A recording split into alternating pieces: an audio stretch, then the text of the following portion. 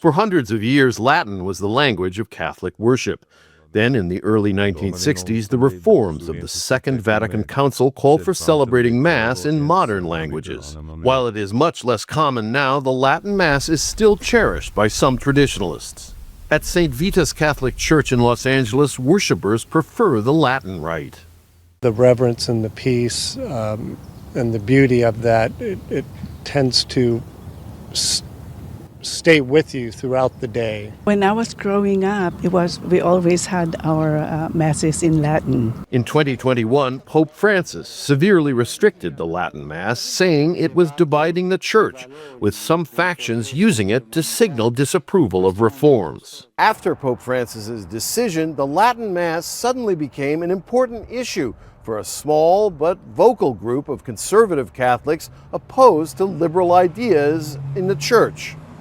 Particular factions had begun to use it as a wedge issue or as a way to set themselves off from other Catholics as a holier sort of a group, and in particular in the American Catholic world to resist some of the other initiatives that Pope Francis was doing. The conservative Catholic faction is particularly strong in the United States, aligned with right-wing politics, opposition to abortion, and support for President Donald Trump. It's influential. It recruits a lot of new young priests. It has some powerful leaders in the American Catholic world.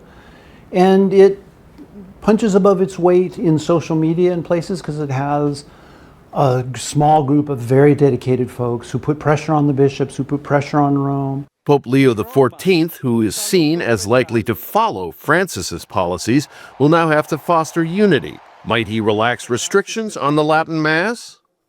I think the question the next pope will be asking won't be who wins and who loses, but what's best for the next stage of the Church? If it continues to be used as this divisive wedge issue, that may drive the decision making. If he perceives it as an expression of love for the Church, sense of unity under the Pope, then maybe the decision goes in a different direction.